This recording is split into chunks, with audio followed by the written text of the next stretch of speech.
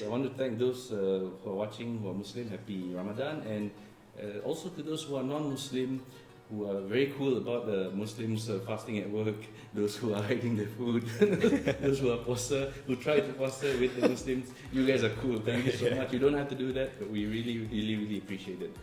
Okay, and speaking on poster, we go into our first topic.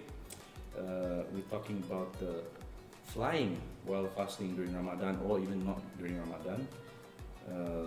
This is an interesting topic because, those who fast, like Izwan himself also and myself, when we were to fly during the fasting month, there are unique challenges, right? True. And we'd like to talk about this. First of all, what has been your experiences like flying during fasting?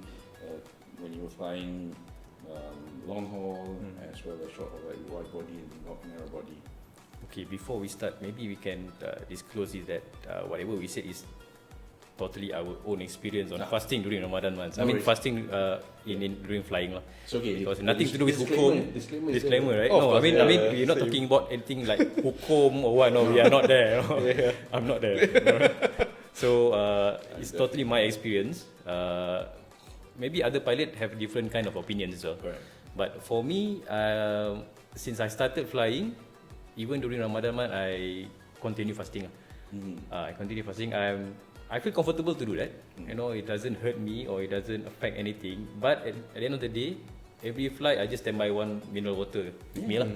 So if at any point of time I feel in danger of myself, continue fasting while flying, then I'll take a sip lah. But so far, alhamdulillah, nothing happened lah. So far, okay. Been doing fasting during long haul flying, short haul flying, the multiple sectors flying. Sometimes people say that kalau you buat long haul flying and fasting is much more difficult. No, it's actually you do 6 sector flying and fasting. It's terrible. Yeah, it's terrible. Yes, true. Because 6 sectors means you're going out of the aircraft, doing the walk around 6 times. 6 times. Correct. Yeah, long haul you will be like, you've got plenty of time, your pace is all set. Correct. True. Constant heart rate, Yep. consistent temperature, should be more comfortable. Yep. Yeah. But the challenge for fasting when you fly the wide body long haul is actually the timing. So sometimes when you depart, you're following the sun. So you will end up fasting more than 12 hours. More than 12, yes. My longest record is actually 20 hours. 20 hours or 25? 20 plus lah. It's more than 20 hours. Of fasting. Because I depart out of KL. So siang lagi, matahari still tinggi. And then we fly, if I'm not mistaken, flying towards Jeddah. I see, okay. So you fly with the sun lah. So when you land in Jeddah, that time, KL time somewhere around 9:30 in the evening. Malam already, 9:10. But Jeddah still siang lagi lah. It's still afternoon lah. 5. Yes. Yeah. But I continue lah. KL to Jeddah itself is how long? 9, right? 9 hours. 9 hours. Yeah, 9 hours and 22 hours of fasting total. So you're only in the air for 9 hours, but your total fasting is what, 11? Yeah, because you start fasting 12 hours. way KL before. Way before, right? And then you start depart out of KL, then you probably 12. In fact, even when I was on the 747, I remember some of the captains were fasting all the way. We departed out of KL about 9 or 10 in the morning, and then we arrived in London. It's about 4 in the afternoon, and obviously it's still sun is still out there, and they would have fasted what? Yeah, almost. So the flight is 12 plus, then they fasted before that few hours, then probably similar to what you went through. In total, about more than 20 hours. Yeah, longer. It's a That's my challenge record. That's a challenge. Yeah, I can imagine because I've never done long haul, not even as a passenger flying. Yeah. And speaking of which, when you're talking about chasing the sun, I have my own experiences, but it's only short haul. But you remember every time, right now during fasting month, you would have cabin crew or SCC coming to the cockpit and like asking, hey, kau buka? Ada. So how do we determine when we're in the air, what time Okay. Last break time, fast. I think Dante remember last time we have one booklet inside the cockpit. No, I remember the You book. remember? Yeah, but I hate that- using that book. Yeah, that's why. Because last time we don't have any smartphone, we don't have apps. Oh God, I You have sure an app. or not? Yeah, I use Is it? that. No, Yeah. before that, prior to smartphones. We had already. We actually Prior to used, smartphones. Yeah. On the 747, I've been using that. What was that? Yeah. What was that? What? Yeah. I don't remember What device is that? What device is it? No, on the phone. I'm not that old lah. No lah, I mean prior to that lah. I mean before that. I mean- prior to smartphone. Prior to Prior smartphone to smartphone, existence. it's only the books. Yeah. Yeah. So that is traditional way of calculating the Correct. the buka puasa time. Actually, we are calculating the sunset, sunrise lah. Yes, Correct. that's right. So the there is a sunset. booklet where you have to calculate and take into account of your height, your Yes. speed, and your directions. Correct. Then they will come with the time. But I believe it's not as accurate as using the apps. It's not. Yeah. Even the app is not because we're always moving, right? Yeah. Correct. So No, but you have actually, to agak-agak one the position, apps, right? the apps, is actually they call it Muslim pilots. If anybody Yeah, with that's the app I'm using Apple, as well, yeah. iOS is Muslim pilots. I used to have that. Yeah. If you are using Android, last time they call it in-flight prayer. But now what I heard from my friend, they said they changed name already. The in-flight prayers app is no longer existent. So they changed with some other Pilots different still got- apps, but I'm not sure what. Oh, so Muslim pilots still around. Muslim pilots Yeah, still yeah, around. I have the Muslim Muslim pilots pilot still app, around. still got. So if you use the Muslim pilots, they will ask you to put in coordinate, Yeah. Yes. coordinate, and then your speed, your direction, Direction. Yep. and from there it will determine the timing. They will give you all 5 waktu solat. Yes, correct. yeah, That's right. All Yep, yep. 5. They will give all 5.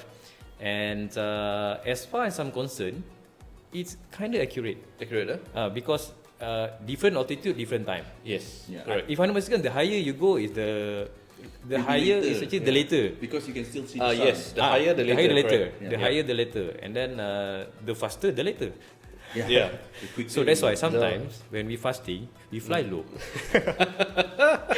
I think I remember using the app because the easiest way to do it is knowing what waypoint is coming ahead. You just put the Yes. So that long that's Yeah. the thing, right? waypoint, So yeah. when you put in that waypoint, is how How close? how close- Normally, Yeah. what I did is I put a waypoint before me. before you. Yes, before me, Before- or the you closest to me.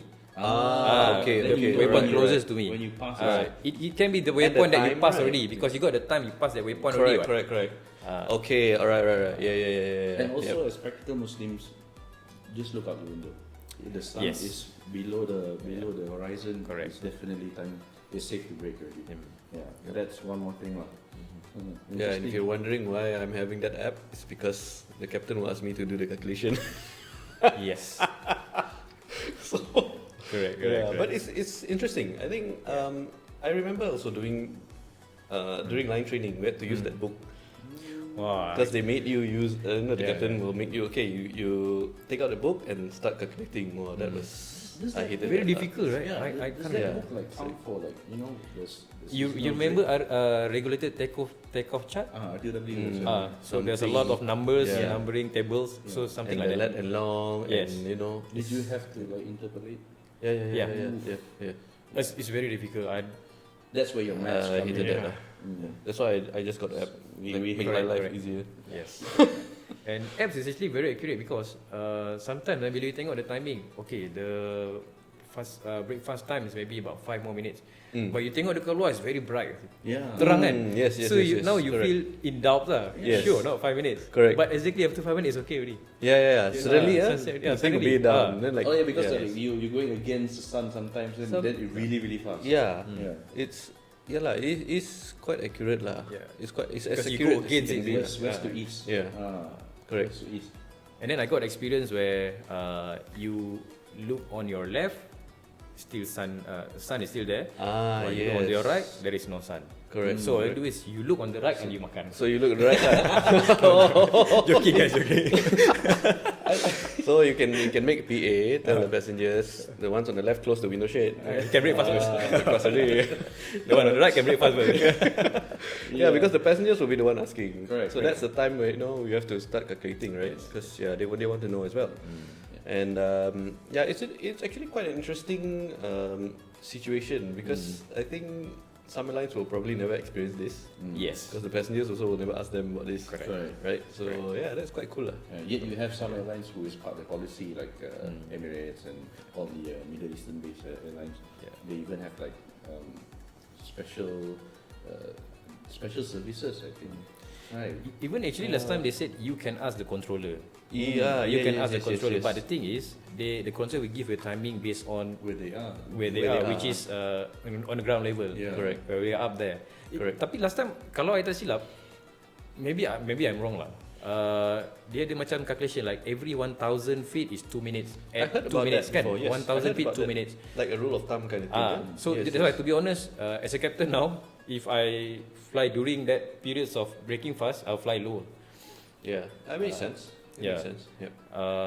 And then if we are in the midst of pushing back, or maybe the breakfast time is on the dot of our departure time, I'll delay the departure. Yeah. So just to make sure that all my crew break fast and the passenger can break fast first, then after that then only we push back. Yeah. That's actually a very interesting consideration. That's good. As a captain. Yeah, yeah. Yep. Very good. And preparation wise as a captain before I go for the flight, so I just have a rough calculations of, let's say I'm going to Cebu, so I just check what time is Cebu breaking fast and then so I got roughly lah, and then I can plan myself. Maybe I break fast in flight, and then during briefing with the crew I tell them so this is time, so they got some ideas. Actually, that's the part where I think it's important as well, because like for you guys, especially for short sectors, you need to know, okay, are you sempat or not to break fast, you know, like is it before top descent or is it going to be on approach or how? Obviously on approach, you know, you can't do it, right? Correct. So how you want to balance that? If that was the case, is as a captain I just sip the water and then that's it lah. But for the passengers, maybe the cabin crew, some of the cabin crew pass them the mineral water, the dates. Dates and then we tell them the timing. Yeah. We tell them the timing, and then sometimes cabin crew will do a PA for me because it was a critical phase of flight. So they will do a PA on behalf of the captain that it is time for breakfast already. Perfect. So and that's a very good example of using all your resources as a captain, part of crew resource management. So that's a very interesting process that you do. So as a passengers, even though your captain or your crew is none of them is Muslim, we can just ask them. They know what to do. By now they know what to do already. Yes. Because a lot of them ask me also what apps to use, you know. So This is Malaysia. Most of the crew definitely have experience with this. And I have an experience. I don't know. I'm sure you've had this before, where a passenger asked what time is iftar breakfast, and then we said that crew will make a PA. I will make a PA. So I already calculated. I used the app. So, but when the time came and I made the PA, it was during descent. So still okay. Just talk about descent. I think our senior cabin crew came in and said, "Captain, there was one passenger already eating halfway." Oops. In that case, it's an honest mistake. In Islam, it's all about your niyat, right? Correct. If you did not mean to break your fast, there's nothing wrong with that. And just now what Izwan said about always preparing a bottle of water just in case. I think that's something I learned as well. And I think the toughest part about fasting of flying is just mental. It's mostly like especially when you telling yourself you can do it. You're not going to break fast. You're not going to batal puasa. Then somehow it gets harder. Yeah, that's right. Because sometimes you're forcing yourself. It's actually not wajib sebenarnya because under terms of bermusafir. So it's actually when you're traveling. And then every airlines so far the safety department they will come up with an article of fasting while flying. I just issued that for my. For all the airlines using the same template, I guess. In fact, actually, the previous CAM CEO wrote a really good article on safety advisory or safety information regarding this. I think that's quite good. I think that was when he released it 2022. So that was quite a good. It's up to the pilot himself. If you can tahan, then why not? But Yes. Don't push yourself. I mean, if you cannot do it, don't feel bad about it. Yes. Then nobody will say anything because your priority is actually to make sure the passengers is safe. Because if you are doing that while jeopardizing the safety of your passengers, it's not fair for them. Correct. Kan? You are being selfish, kan? Tak elok juga. In fact, that doing that is probably more of a sin. Yeah, you're right. And you are putting people in danger. And Correct. that's the trick that I did, because there's one captain who said, Faeroz, anytime you feel like breaking fast, he's also Muslim. Anytime you feel like you cannot, you just drink water, no problem. So I said, okay, I'll prepare 4 bottles of water here. And then just having the 4 bottles of water there, and then the captain said it's okay. Somehow it's like everything it makes fasting easier. Yeah, that's right. Yeah, it's more in your head. Because now you're telling yourself this is optional. Yeah, you have a safety net. You have safety net there. You know, don't force yourself. Because we're talking about safety, right? Now we can go into pilot incapacitation. Pilot incapacitation can come in 2 forms. One is obvious, one is subtle. Yes. So the biggest risk when flying while fasting, if you didn't Used to it, if yeah. you're not used to it, especially long haul, you have the risk of having low blood sugar, which is hypoglycemia, right? Yeah. And that can cause your Subtle incap, subtle incapacitation. You won't notice it. You will have trouble making decisions. Your calculation might not be right, and the person next to you might not even know. So safety first. That's really safety first. And Yeah. to be honest, it's not for everybody. correct. It's not for everybody. You can always guarantee. Yeah. You can always replace that fast another day. It's no problem.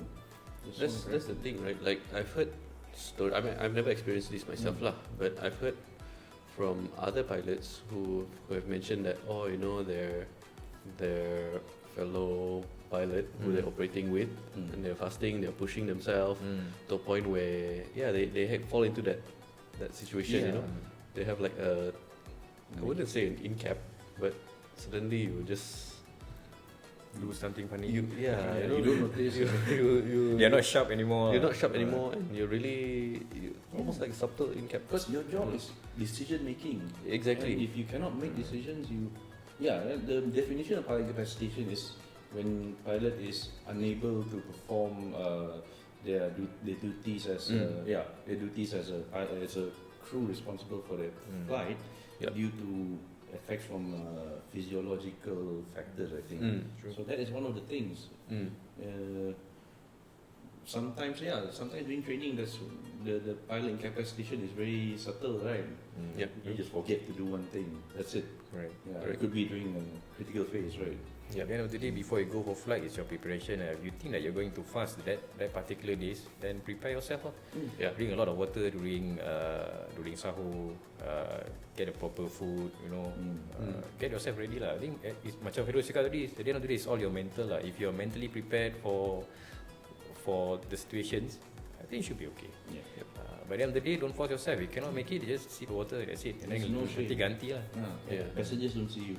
They won't know. And the person next to you, they will Please understand. janganlah pergi belakang makan depan biasanya. Come on lah. Don't rub it in. Buka pintu pergi. Jangan dekat dalam mulut kan. Maksudnya. Okay. Aduh.